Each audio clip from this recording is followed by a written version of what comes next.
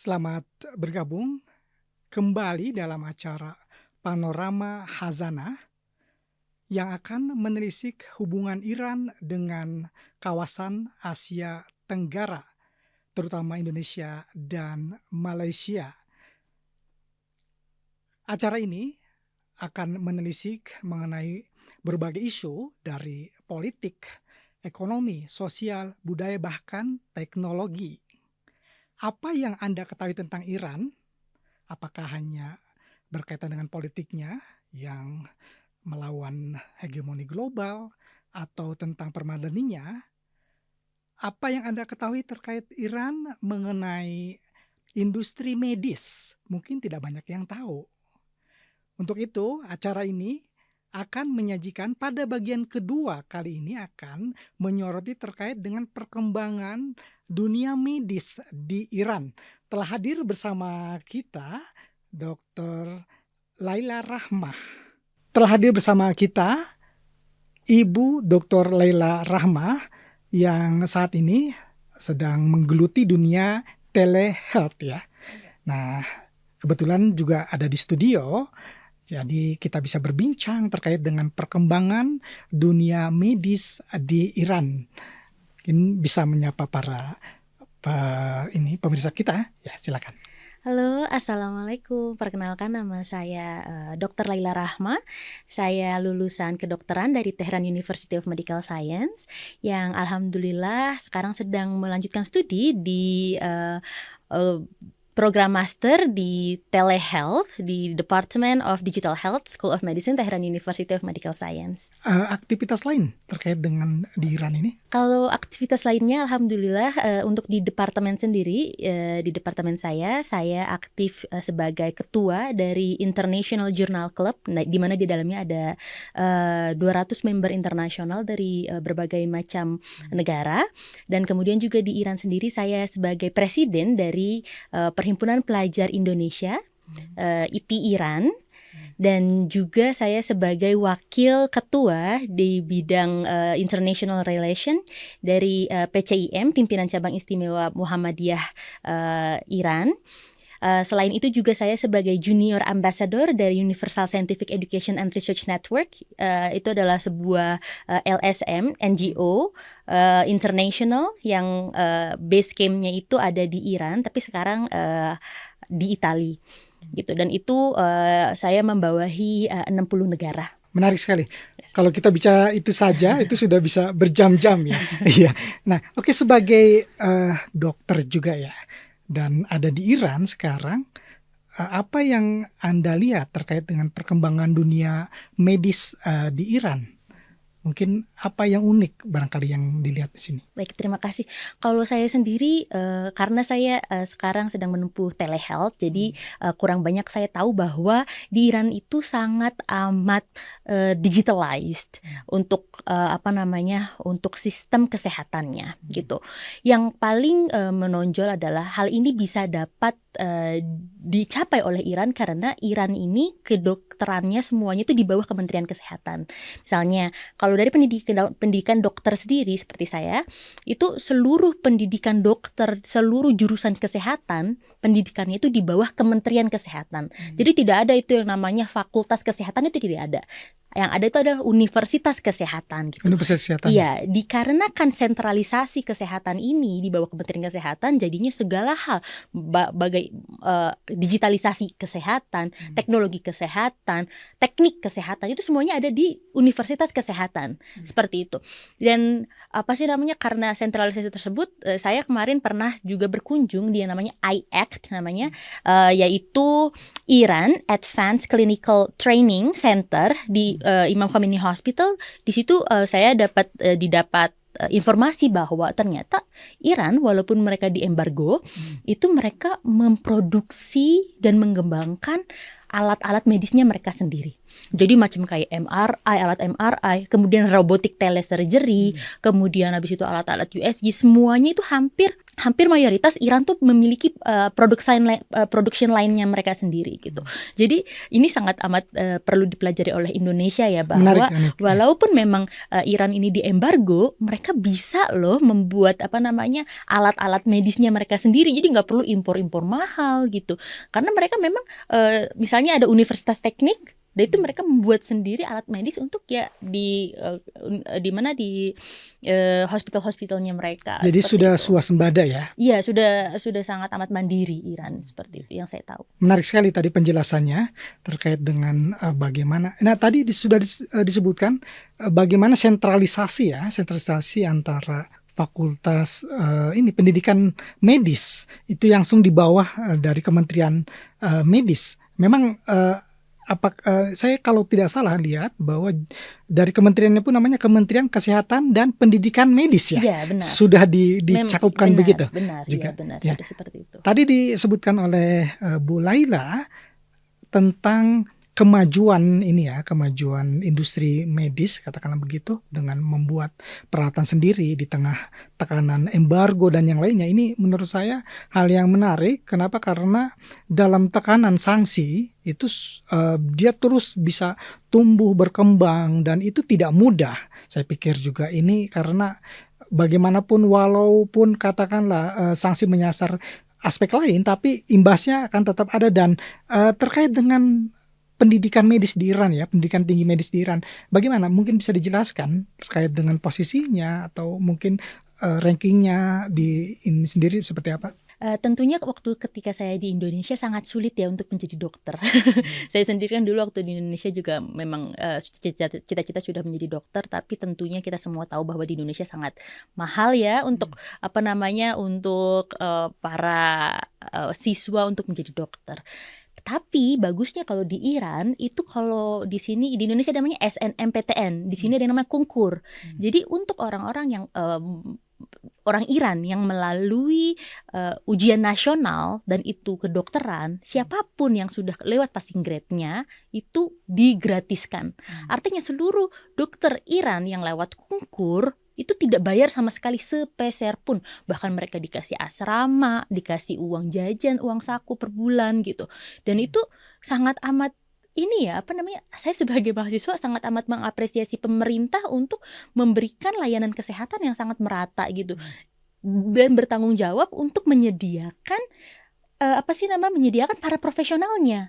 Kayak gitu. Jadinya karena pemerintah itu sudah memberikan beasiswa full sampai akhir, kemudian dokternya ada, kemudian akhirnya jadinya para masyarakat pun untuk menerima layanan kesehatan sangat amat murah gitu. Mulai dari obat. Kalau obat-obatnya di Indonesia kan mereka punya pharmaceutical line sendiri. Mereka tuh buat obat sendiri juga. Ada pabriknya. Kemarin juga saya datang ke pabriknya bersama dengan orang-orang Muhammadiyah. Waktu itu pernah ke sini.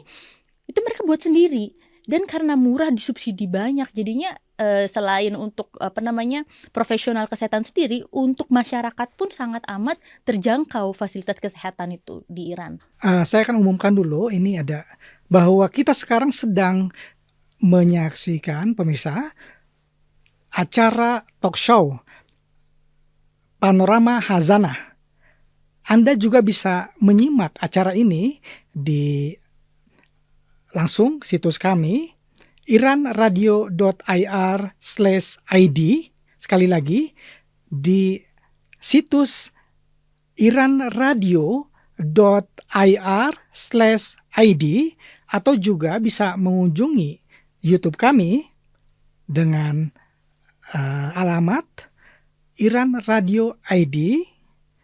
Sekali lagi saya ulangi, Iran Radio ID, atau di Instagram kami dengan nama yang sama, Iran Radio ID. Kita lanjutkan diskusinya yang menarik ya tadi, Ibu Laila.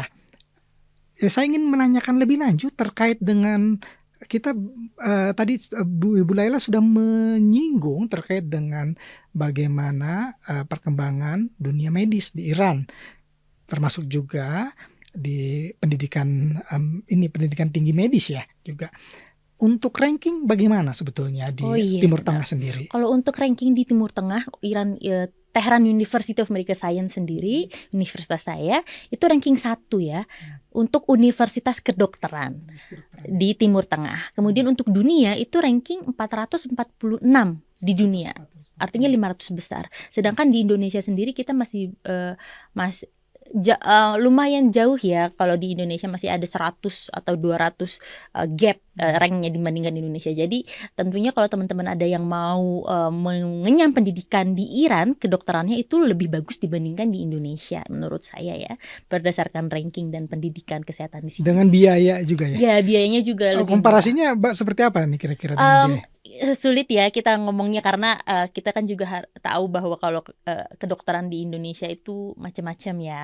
Apa sih namanya, ada yang swasta, kemudian ada yang negeri. Kalau di Iran itu tidak ada yang swasta. Oh, ada swasta satu aja di Mashhad. Ya, di Ozod juga akan ada medical. Ada Ozod juga, tapi kemungkinan tapi mayoritas itu negeri. Yeah. Yang swasta cuma sedikit saja. Kayak gitu kan. Sedangkan di Indonesia kan banyak sekali yang swasta ya, gitu. Dan tentunya sangat amat mahal kalau di Indonesia. Di Iran itu kalau saya pribadi alhamdulillah sampai di akhir itu dapat beasiswa 100%, dan itu awalnya itu 50%, kemudian naik lagi 75%, naik lagi jadi 100%. Berdasarkan prestasi ya berarti? Iya, berdasarkan prestasi, karena waktu itu pernah sempat jadi dapat IPK paling tinggi satu angkatan, jadinya dinaikin gitu. Nah, kemudian kalau di Indonesia tentunya sulit ya kalau kita bilang orang yang tidak punya privilege mengenyam pendidikan di Indonesia untuk kedokteran gitu. Mungkin perlu yang kemampuan akademik yang sangat tinggi untuk kalau misalnya nggak mau bayar mahal di Indonesia kayak gitu. Ibu Laila, ada pertanyaan nih, saya penasaran. Tadi di awal kita sudah menyebutkan terkait dengan industri medis ya, juga beberapa waktu ini ada seminar nasional yang digelar kerjasama dengan Iran dan Indonesia ya, terkait dengan robotic surgery. Ya betul ya. Juga salah satunya pembicaranya adalah Ibu Laila sendiri. Benar. Bisa dijelaskan mungkin ini dengan perkembangannya atau mungkin kerjasama yang sudah dilakukan seperti apa? Baik, jadi sebenarnya kemarin di awal tahun 2020-an itu Indonesia dan Iran itu sudah menjalin kerjasama untuk mengimplementasikan robotik telesurgery. Dan untuk ini ya, untuk di 2 rumah sakit negeri, di Rumah Sakit Hasan Sadikin dan Rumah Sakit Sarjito. Ya, Hasan Sadikin Bandung ya? Iya, Bandung, dan Sarjito di Yogyakarta. Itu diinisiasi oleh Kementerian Kesehatan. Dan kemarin dibilang bahwa itu di Indonesia baru training sampai sekarang masih animal trial kayak gitu, belum ke human trial kayak gitu. Dan jadinya untuk melatih para surgeon yang ada di Indonesia agar siap sampai dengan ke human trial. Nanti kalau misalnya sudah siap tuh banyak surgeon yang sudah bisa melakukan robotic telesurgery dengan sampai ke human trial, baru nanti kemungkinan besar akan ditambahkan ininya unitnya kayak gitu. Dan mungkin nanti untuk beberapa tahun ke depan juga mungkin center training di Indonesia juga mungkin akan ditambahkan kayak gitu. Itu, dan kenapa robotik telesurgery ini perlu gitu, karena kan kita memiliki 17.000 pulau ya. Kita punya 17.000 pulau, dan kita semua tahu bahwa misalnya kita punya ada di masyarakat di daerah di pinggir Indonesia yang itu tentunya sangat amat jauh dari tertiary hospital. Maksudnya rumah sakit tersier yang memiliki spesialis memadai itu sangat jauh gitu. Dan dengan robotik telesurgery ini, kalau misalnya nanti di kedepannya ya, of course kita harus ngomong tentang masa depan. Ini baru inisiasi saja gitu. Di kedepannya kita harapkan jika sudah siap, kemudian sudah surgeonnya ahli bedahnya juga sudah siap untuk melakukan telesurgery ini, fasilitasnya juga insya Allah masa depan akan ada. Nanti di Indonesia di tempat-tempat terpencil itu akan terkonek. Jadi mereka tidak perlu spesialis, misalnya spesialis subspesialis yang ada di Indonesia di luar pulau misalnya, mereka bisa melakukan operasi jarak jauh. Ya, dari Jakarta misalnya di Papua. Ya, bisa gitu. Karena menarik. karena di luar negeri sendiri itu sudah ada, bahkan di ruang angkasa. Sekarang sedang di trial juga, misalnya melakukan robotic telesurgery, pasiennya baru trial ya di International Space Station, kemudian yang orang melakukan bedahnya di bumi. Ya gitu. Tentunya masih banyak hal-hal yang tantangan-tantangan yang harus di solve, diatasi, dan insya Allah ke depannya karena ini baru inisiasi ya, dan alhamdulillah di Iran juga kalau dibandingkan dengan robot-robot yang ada di misalnya Amerika atau misalnya kayak Da Vinci, kemudian Zeus, kalau Iran namanya Sina, namanya Sina, itu jauh lebih murah, kemudian lebih bisa di adjust ininya, kalau surgical bednya itu dia bisa bergerak bersama dengan tangan robotnya kayak gitu. Jadi kalau misalnya nanti kita kan di Indonesia kan ada namanya hospital ship ya, kalau di Indonesia untuk ada di Indonesia sudah ada hospital ship. Kalau misalnya itu robotic surgery-nya itu ditaruh di hospital ship, itu walaupun hospital ship-nya misalnya terombang-ambing di atas laut, itu kalau pakai Sina itu dia lebih bisa dikontrol, bisa lebih stabil gitu. Karena juga operasi itu butuh stabilitas yang cukup tinggi ya, dengan tingkat akurasi juga yang sangat tinggi. Itu saya juga lihat ini paparannya Dr. Mirbakir ya, CEO-nya Sina itu ya, penjelasannya menarik betul itu yang disampaikan oleh Mirbakir, juga disampaikan oleh Ibu Laila juga terkait dengan kerjasama ini Indonesia dan Iran ini. Tahun lalu kan almarhum ya Presiden Iran Bapak Raisi kan mengunjungi Indonesia bulan Mei kan. Ada sekitar 10 MOU kerjasama.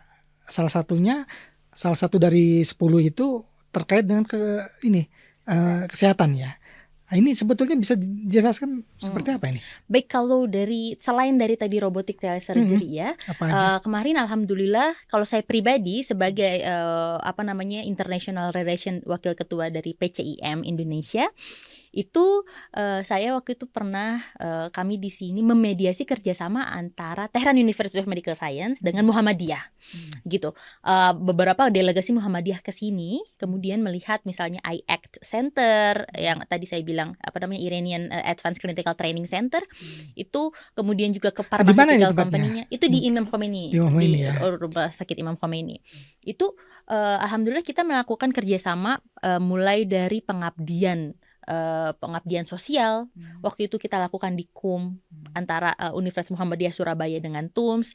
Kemudian juga kita telah melakukan yang tadi saya bilang, saya juga ketua International Journal Club, itu juga dari in digital health ya, dari kedua universitas ini juga. Kemudian juga nanti insya Allah nih bulan Agustus ada perwakilan dari departemen digital health dari TUMS bersama dengan dekan internasionalnya TUMS itu ke Universitas Muhammadiyah Surabaya, kunjungan untuk apa? Untuk mengakses fasilitas kesehatan dari rumah sakit, kemudian klinik, untuk mengimplementasikan digital health. Nanti baik nanti dari aplikasinya, kemudian baik dari sistemnya kayak gitu, kemudian dari EHR itu electronic health record-nya, kemudian hospital information system-nya yang seperti itu nanti akan diakses di Indonesia, dan nanti dilihat apa yang kira-kira bisa nih Iran punya teknologi, misalnya aplikasi, sistem apa nanti yang bisa diimplementasikan di Indonesia kayak gitu. Ya, terkait dengan digitalisasi sistem kesehatan, seperti apa pandangan Ibu Laila terkait dengan di Iran ini? Mungkin penilaiannya terkait dengan digitalisasi. Kalau saya sendiri yang sudah saya alami di rumah sakit, saya kan juga bekerja di rumah sakit, kemudian saya juga pernah ke puskesmasnya yang ada di Iran, itu tentunya semua puskesmas di Iran, di desa-desa itu sudah terdigitalisasi, sudah terkonek, bahkan sampai ke rumah sakit juga, kayak gitu. Pokoknya paperless. Saya kalau di rumah sakit itu sangat paperless ya. Kalau misalnya mau ada resep obat itu udah nggak pakai ini resepnya, itu udah nggak ditulis lagi, udah aja kita langsung aja ke farmasi, kemudian kasih tahu kode melinya, atau enggak langsung kode meli itu KTP, nomor KTP KTP, ya, langsung iya, kasih oke. tahu aja Nomor nomor KTP, KTP-nya ya. langsung ada kelihatan kayak gitu. Itu semua terkonek bersama dengan asuransi juga langsung terkonek Jadi seperti itu. sistem rekam jejak medisnya juga kelihatan Sudah ya. terkonek. Terkoneksi juga dengan rekening bank dan lainnya mungkin ya. Itu Oh, kalau rekening bank tentunya harus dipisah ya. Maksudnya kalau di sini dipisah untuk rekening bank, maksudnya untuk pembayaran tentu pakai rekening Iya, bank. maksud saya sudah. sistem itu terkoneksi kan, artinya ketika misalnya verifikasi dan yang lainnya kan ini Oh sudah iya, sudah. Apalagi kan tersambung kalau tuh. di Iran sendiri kan kita kalau ATM pun pembayaran kan udah, bahkan uang kertas pun jarang kita pakai kan ya kita kalau di sini seperti itu. Dan lebih bagusnya itu di sini digital literasi masyarakatnya juga menurut saya sangat tinggi ya, karena orang Iran kan suka membaca, kemudian juga bahkan kalau misalnya ditaruh ini digitalisasinya ditaruh di desa pun, orang-orang desa pun bisa gitu loh melakukan praktik kesehatan itu secara digital tuh bisa. Waktu beberapa tahun lalu ada kunjungan dari Menteri Kesehatan Indonesia ke sini dan kita sempat diskusi terkait dengan salah satu yang menarik yang pernah disampaikan terkait dengan sistem sistem kesehatan terpadu yang One Health ya, kalau di Indonesia One Health. Kalau waktu itu Ibu Menkes itu bicara terkait dengan bagaimana sistem di sini ternyata katanya misalnya terutama kan ini anak dari kecil sampai SMA itu sudah ada satu panduan bahwa misalnya untuk masuk sekolah kan juga jelas imunisasinya segala macam, tapi dan ini satu panduan ya, dilakukan secara terpadu nasional gitu. Mungkin bisa dijelaskan, saya karena itu bukan bidang saya juga ingin dan pemirsa juga ingin tahu terkait dengan bagaimana sebetulnya perkembangan ini juga One Health ini. Iya, jadi kalau One Health kan di Indonesia, One Health untuk tagline untuk di Indonesia. Nah tapi kalau di Iran kesehatan terpadu itu bagusnya kalau di desa itu mereka punya kartu. Kalau di Indonesia nggak kartu sehat ya. Tapi kalau di Iran itu kartunya itu untuk misal dari lahir. Kan dari lahir, misal anaknya lahir kan kemudian di puskesmas dia tuh dikasih kartu. Nah di kartunya itu untuk dia imunisasinya itu harus apa, checklist dikasih tahu, dan orang tuanya itu dibimbing. Nanti anaknya masuk kelas SD harus dikasih ini misalnya. Kalau misalnya kelas misalnya udah lulus SMA harus cek kesehatan ini. Nanti kalau masuk SMP kesehatannya dicek ini. Kayak gitu. Kemudian juga dan jadi persyaratan ya. Kalau itu tuh kan satu kartu itu sebetulnya bukan kartu ya, ada kayak buku ya, panduan gitu, karena juga list vaksin yang sudah diambil dan perkembangannya seperti apa. Itu kan dilampirkan bersama dengan dokumen-dokumen untuk sekolah. Iya, seperti itu menarik. Itu yang saya waktu itu diskusi dengan Ibu Menteri juga beberapa tahun lalu juga terkait dengan ini juga. Dan itu di sini sudah berjalan lama, ya kan? Sudah lama. Universitas juga seperti itu. Misalnya kayak saya semuanya itu harus ada, misalnya sudah vaksinasi TBC udah, harus vaksinasi HIV. Bukan HIV, HBV, hepatitis, semua itu yang seperti itu tuh sudah harus tervaksinasi kita. Kalau misalnya ternyata belum ada dokumen bahwa kita sudah tervaksinasi, universitas menyediakan vaksinasi gratis. Pokoknya intinya sebelum masuk universitas harus udah divaksin dulu.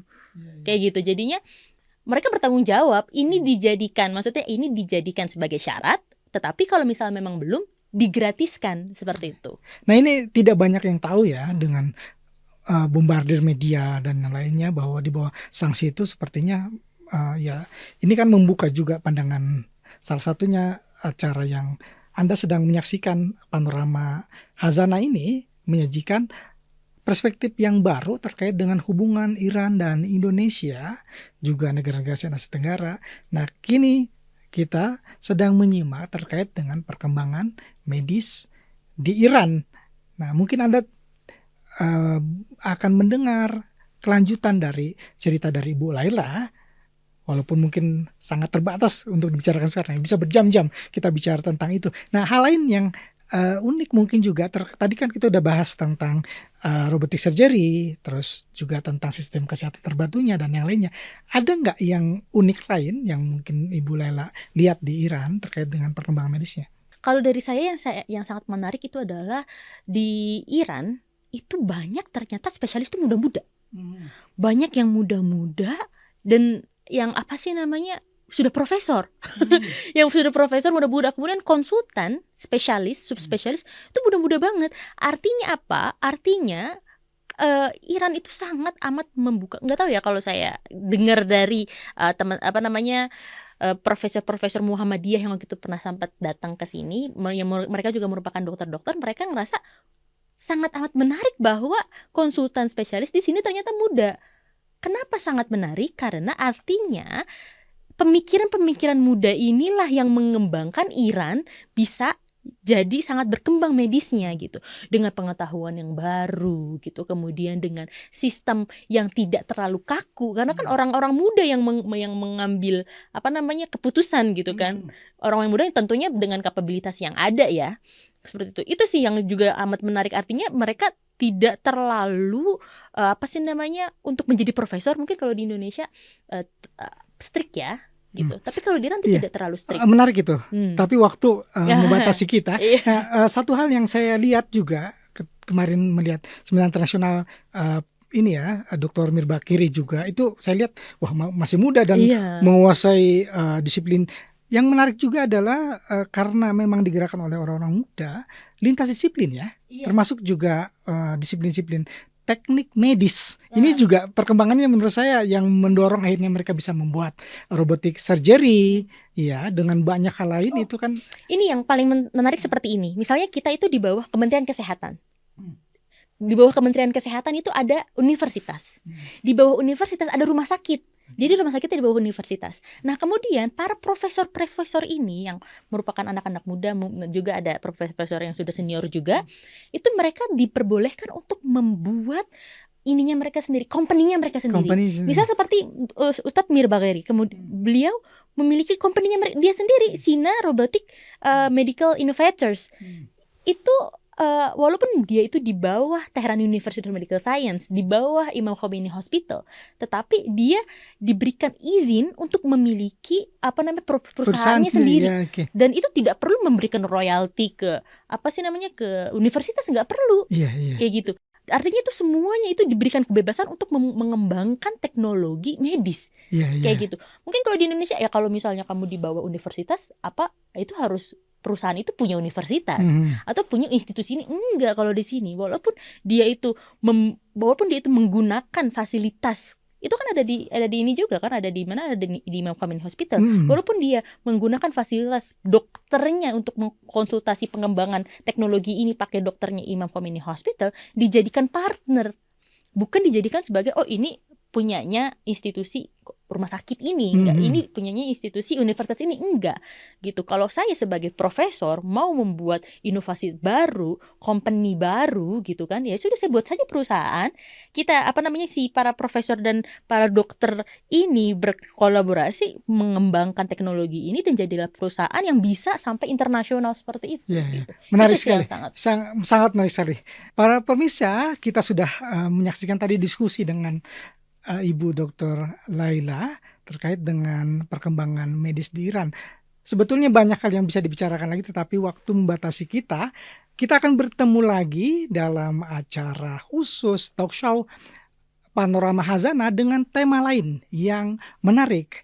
Simak terus acara kami. Kembali lagi saya ulangi, simak terus. Acara ini juga ditayangkan di situs kami iranradio.ir/id atau di YouTube kami Iran Radio ID. Kami akan berpisah lagi dan sampai bertemu di bagian lain dari Panorama Khazanah.